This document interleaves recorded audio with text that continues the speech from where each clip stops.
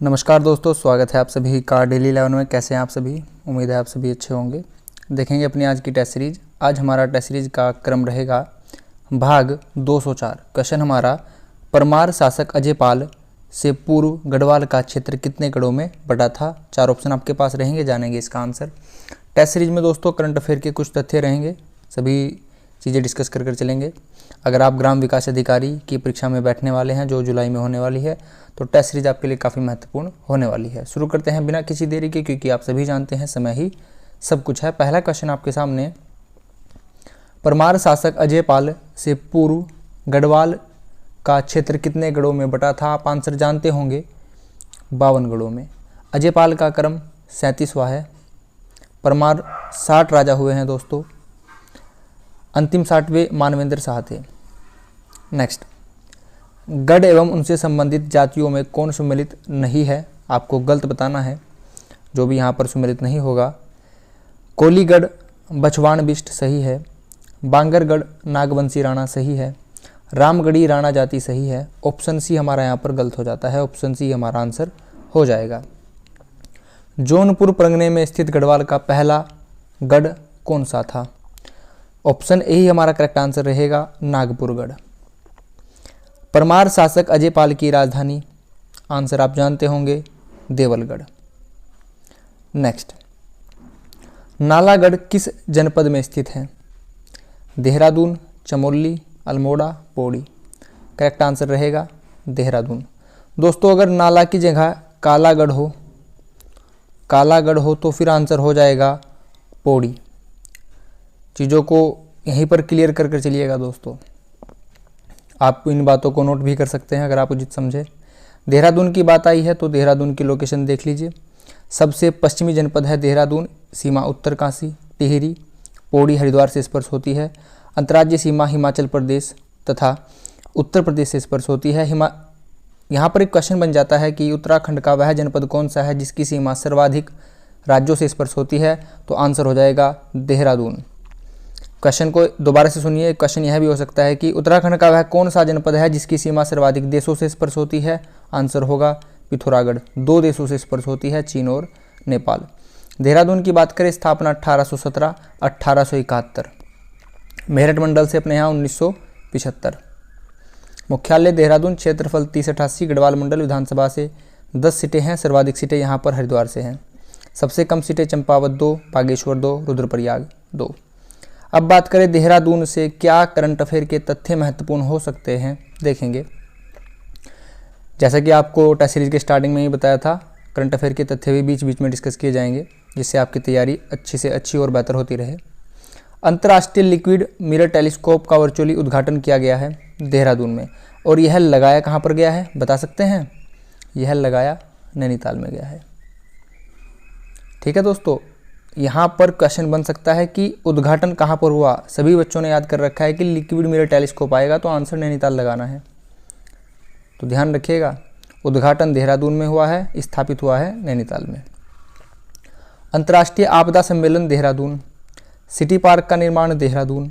स्वच्छ सुजल शक्ति सम्मान 2023 निकिता चौहान। देश की पहली ग्रामीण विज्ञान कांग्रेस का आयोजन। देश की 5वीं साइंस सिटी। अंतर्राष्ट्रीय योग महोत्सव ऋषिकेश। देहरादून से कुछ अन्य बिंदु जान लीजिए। भारतीय वन अनुसंधान यहीं पर है। राज्य अभिलेखागार। अगर बात करें राष्ट्रीय अभिलेखागार कहाँ पर है? राष्ट्रीय कहाँ पर होगा? राजधानी में होगा, दिल्ली में होगा दोस्तों। संस्कृति साहित्य कला परिषद यहीं पर है। संस्कृत निदेशालय। भारत खंडे हिंदुस्तान संगीत महाविद्यालय। सर्वाधिक साक्षरता वाला जनपद देहरादून है, और साक्षरता में उत्तराखंड का स्थान है 17वां। सबसे पश्चिमी जनपद है। सर्वाधिक राज्यों से सीमा स्पर्श होती है, उत्तर प्रदेश और हिमाचल प्रदेश। राजधानी अस्थायी है। रंगमंडल यहीं पर है। रंगमंडल देहरादून के साथ साथ अल्मोड़ा में भी है। मंदिर की बात करें, टपकेश्वर महादेव मंदिर यहाँ पर है, पूछा भी गया है। सुरकंडा मंदिर, ज्वाला जी, लाखा मंडल, भद्रास मंदिर। लाखा मंडल की शैली कैसी है? उत्तराखंडी शैली है, याद रखिएगा दोस्तों। मेले की बात करें, झंडा मेला यहाँ पर लगता है। बिस्सू मेला लगता है। मौन मेला लगता है। मौन मेला मछली पकड़ने से संबंधित है। प्रमुख स्थल यहाँ पर पर्वतों की रानी है, भागीरथी रिजोर्ट है। नेक्स्ट, गढ़वाल का बारदोली किस गढ़ को कहा जाता है? ऑप्शन बी करेक्ट आंसर रहेगा जोगड़ूगढ़। चांदपुर गढ़ किस जनपद में स्थित है? चांदपुर, चमोली।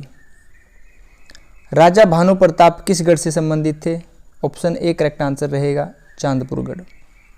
कफ्फू चौहान का संबंध किससे है? ऑप्शन बी करेक्ट आंसर रहेगा उप्पूगढ़। सभी क्वेश्चन इंपॉर्टेंट है दोस्तों। दसोलीगढ़ किस जनपद में है? दसोलीगढ़ किस जनपद में है? अल्मोड़ा, पौड़ी, बागेश्वर। करेक्ट आंसर रहेगा चमोली। नेक्स्ट, हिंदी से पहला क्वेश्चन है, फिराक गोरखपुरी का मूल नाम क्या था? उमाशंकर, सज्जाद जहीर, मुक्तिबोध, रघुपति सहाय। करेक्ट आंसर रहेगा। देवनागरी लिपि का विकास हुआ है? दोस्तों सभी लिपि का विकास ब्राह्मी लिपि से ही हुआ है। सभी भाषाएं संस्कृत भाषा से आई हैं। ठीक है। नेक्स्ट, यहाँ पर ये आप जो क्वेश्चन देख पा रहे हैं ना, ये वाला क्वेश्चन अभी सचिवालय सुरक्षा का जो सचिवालय रक्षक का जो परीक्षा हुई है उसमें क्वेश्चन पूछा गया है। विपरीतार्थक शब्द का युग्म आपको बताना है। विपरीत यहाँ पर क्या लिखा है? पेड़ पौधे, धीरे धीरे, जीव जंतु, लाभ हानि। विपरीत है दोस्तों, ऑप्शन डी करेक्ट आंसर हो जाएगा।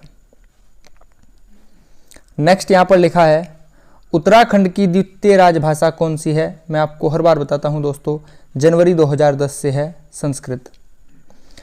साहित्य में रस का आशय क्या है? साहित्य में रस का क्या आशय होता है? लौकिक या फिर अलौकिक? यही आंसर होगा, क्योंकि यहाँ पर दोनों ही शब्द सेम से लिखे हैं तो आंसर यहीं पर है। करेक्ट आंसर रहेगा अलौकिक आनंद। रस की बात आई है तो रस के बारे में जान लेते हैं। रसों की संख्या 9 है, याद रखिएगा। श्रृंगार रस रति स्थायी भाव है, करुण का शोक है, रौद्र का क्रोध, अद्भुत का आश्चर्य या फिर विस्मय, शांत का निर्वेद है, भक्ति का है भगवत विषयक रीति या फिर अनुराग, हास्य का है हास, वीर का उत्साह, भयानक का भय, विभित्स का जुगुप्सा, वात्सल्य का वात्सल्य रीति। दोस्तों सिंपल सा क्वेश्चन आ जाता है, जैसे पूछा जाए कि विभत्स का स्थायी भाव क्या है तो आंसर होगा जुगुप्सा। यहाँ से एक क्वेश्चन अवश्य बनता है, याद कर लीजिएगा, नोट कर लीजिएगा। जीके से पहला क्वेश्चन है, समान न्याय और निःशुल्क विधिक सहायता। हम आगे नहीं पढ़ेंगे, बस इतना ही देख लीजिए। समान न्याय और निःशुल्क विधिक सहायता अनुच्छेद 39 को रट लीजिएगा। नागरिकों के लिए समान नागरिक समान सिविल संहिता, बस इतना ही काफ़ी है। करेक्ट आंसर रहेगा अनुच्छेद 44 ऑप्शन ए। मुख्य शब्दावली पर ध्यान दीजिए, बस और कुछ नहीं करना है। भारतीय संघ की समस्त कार्यपालिका शक्ति, समस्त कार्यपालिका शक्ति अनुच्छेद 53। करेक्ट आंसर रहेगा राष्ट्रपति। वैसे राष्ट्रपति कौन सा अनुच्छेद है? 52। उपराष्ट्रपति कौन सा है? 63। सचिवालय रक्षक की परीक्षा में क्वेश्चन पूछा गया था उपराष्ट्रपति, तो अनुच्छेद 63 करेक्ट आंसर रहा। चीजें पसंद आई हो तो एक लाइक अवश्य कीजिएगा दोस्तों। राष्ट्रपति को समाधान की शक्ति है अनुच्छेद 72। नेक्स्ट, निम्नलिखित कथनों पर विचार कीजिए। लोकसभा के किसी एक मंत्री के प्रति यदि अविश्वास प्रस्ताव पारित हो जाए तो समस्त मंत्रिमंडल को त्याग पत्र देना पड़ेगा, सरकार गिर जाएगी। ऑप्शन ए सही है। प्रधानमंत्री किसी मंत्री को त्याग देने अथवा राष्ट्रपति को उसे बर्खास्त करने की सलाह दे सकता है, सही है। कूट देख लेंगे क्या होगा। यहाँ पर ऑप्शन सी करेक्ट हो जाएगा दोस्तों, ए और बी दोनों सही है। लोकसभा की बात आई है तो एक बार देख लेते हैं करंट अफेयर से कुछ तथ्य यहाँ पर क्या इंपॉर्टेंट हो सकते हैं। करंट अफेयर से क्वेश्चन हो सकता है दोस्तों, वर्तमान में लोकसभा कौन सी है? 17वीं है। वर्तमान में लोकसभा अध्यक्ष हैं ओम बिरला। यहाँ पर ये दो क्वेश्चन करंट से हो सकते हैं। Pro tem speaker doctor Virendra Kumar हैं। प्रोटेम स्पीकर कहा जाता है जब सभी सदस्य निर्वाचित होकर आ जाते हैं तो अध्यक्ष और उपाध्यक्ष के नियुक्ति से पहले जो अध्यक्ष का कार्य करते हैं उन्हें प्रोटेम स्पीकर कहा जाता है। आगे बात करेंगे लोकसभा की और बातें जान लेते हैं। लोकसभा अनुच्छेद 81-81 सभी इंपॉर्टेंट तथ्य है दोस्तों, मेरी बात नोट कर लीजिएगा। लोकसभा के अधिकतम सदस्य हो सकते हैं 550। यह पहले 552 था। जो यहाँ पर 2 सदस्य मनोनीत किए जाते थे वह संविधान संशोधन 104 के तहत 2019 में यह समाप्त कर दिया गया है। तो अब हो जाते हैं 550, वर्तमान में कितने हैं 543। प्रोटेम स्पीकर बात हो चुकी है। अब बात करते हैं वर्तमान में लोकसभा महासचिव कौन है, तो उत्पल कुमार सिंह। चीज़ें पसंद आई हो तो एक लाइक कीजिएगा दोस्तों। राज्य का सर्वोच्च कानून अधिकारी कौन होता है, राज्य का होता है राज्य महाधिवक्ता, अनुच्छेद 165। बात करें उत्तराखंड की तो उत्तराखंड के प्रथम कौन थे, मेहरबान सिंह नेगी। वर्तमान में कौन है, सूर्य नारायण बाबुलकर। ठीक है, याद रखिएगा दोस्तों। भारतीय संविधान द्वारा राज्य के राज्यपाल को कौन सा विशेष अधिकार प्राप्त है, राज्यपाल, अनुच्छेद 153। देखेंगे, राज्यपाल की पदावधि के दौरान उसे आपराधिक कार्यवाही नहीं की जा सकती है। सही है, पदावधि के दौरान कोई आपराधिक कार्यवाही नहीं की जा सकती है। न्यायालय राज्यपाल की गिरफ्तारी का आदेश नहीं दे सकते हैं। बिल्कुल सही बात है। सिविल कार्रवाई से पहले उसे 2 माह की सूचना देनी होगी। 60 दिन पहले, 2 महीने पहले बताना होगा। सभी यहाँ पर सही हो जाएंगे। ऑप्शन डी करेक्ट आंसर होगा। कोई भी राज्य अपनी विधानसभा के कुल सदस्यों के 2 तिहाई बहुमत से यदि प्रस्ताव पारित कर दे तो विधान परिषद की स्थापना की जा सकती है। यह बात किस अनुच्छेद में है, अनुच्छेद 169। अगर मैं अनुच्छेद 170 कर दूं तो यह हो जाएगा विधानसभा, अनुच्छेद 169 विधान परिषद। नेक्स्ट रीजनिंग से क्वेश्चन है दोस्तों। यदि वर्ग को घन लिखा जाए, वर्ग बोला जाता है स्क्वायर को, घन बोला जाता है क्यूब को, जो हिंदी मीडियम और इंग्लिश मीडियम में थोड़ा कन्फ्यूजन हो जाता है। आपसे पूछा गया है वर्त को क्या बोला जाएगा, वर्त बोला जाता है दोस्तों सर्कल को। अब आप समझ लीजिए, यदि स्क्वायर को क्यूब कहा जाए, सर्कल को क्या कहा जाएगा, वर्ग को घन कहा जाए, वर्त को क्या कहा जाएगा। आंसर सरल है दोस्तों। आंसर आप में से बहुत से दोस्तों ने कर भी दिया होगा।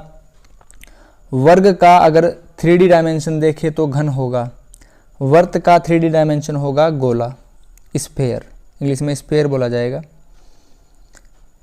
यहाँ पर अगेन रीजनिंग से क्वेश्चन है, दी गई श्रेणी में प्रश्नवाचक चिन्ह के स्थान पर क्या आएगा, 4, 5, 13, 40, 104, फिर यहाँ पर आ गया। एक बात ध्यान से देखिए दोस्तों, यहाँ पर स्टार्टिंग में 4 लिखा था और फिर आ गए 104 पर, यानी कि कुछ अलग ही हो रहा है, प्लस माइनस का खेल नहीं है, कुछ अलग ही हो रहा होगा। देखिए क्या लिखा है, आपके पास 4 है, 5 है, 13, 40, 104, आपसे यहाँ पर पूछा गया है क्या आएगा। इनका अंतर देखेंगे, यहाँ पर 1 का अंतर है, यहाँ पर 8 का है, यहाँ पर 27 का अंतर है, यहाँ पर 64 का अंतर है। दोस्तों 1 को क्या लिख सकते हैं, 1 का क्यूब, 2 का क्यूब होगा 8, 3 का घन होगा 27, 4 का होगा 64 और फिर यहाँ पर आएगा 5 का होता है 125। जब आप 104 में 125 प्लस करेंगे तो आएगा 229, 229। ऑप्शन डी करेक्ट आंसर हो जाएगा। आगे बढ़ेंगे। नेक्स्ट यस्टरडे क्वेश्चन हमारा, जिसका आंसर ऑप्शन डी आप सभी ने बिल्कुल उचित बताया। जौनसारी जनजाति, हारुल नृत्य जौनसारी जनजाति का पुश्तैनी नृत्य है। जौनसारी जनजाति अगर बात करें देहरादून में सबसे ज़्यादा जनसंख्या है और पूरे उत्तराखंड की दूसरी सर्वाधिक जनसंख्या वाली जनजाति है, प्रथम है Tharu. Next question of the day हमारा, जागर गीत का संबंध निम्न में से किससे है, संस्कार, प्रणय, ऋतु, धर्म। इसका आंसर आप सभी कमेंट बॉक्स में देंगे। दोस्तों अगर आप चैनल पर नए हो, वीडियो आपको हेल्पफुल लगी हो, एक्स्ट्रा इन्फॉर्मेशन करंट अफेयर के तथ्य जो भी डिस्कस किए गए हैं आपको हेल्पफुल लगे हो तो प्लीज़ एक लाइक अवश्य कीजिएगा। कमेंट बॉक्स में अपने विचार बताइएगा। वीडियो को आप सभी से शेयर कीजिएगा। वीडियो को जो लिंक है, डेली 11 का लिंक है, आप अपनी WhatsApp status, social media platform पर चीज़ों को शेयर कर सकते हैं। आपकी ओर से चैनल के लिए बहुत बड़ी हेल्प होगी। चैनल को सपोर्ट कीजिएगा। अगर आप चैनल पर नए हो तो सब्सक्राइब कीजिएगा। आप सभी ने अपना कीमती बहुमूल्य समय चैनल को दिया है, इसके लिए आप सभी का बहुत बहुत धन्यवाद। Thanks for watching. आपका दिन शुभ हो। नमस्कार दोस्तों।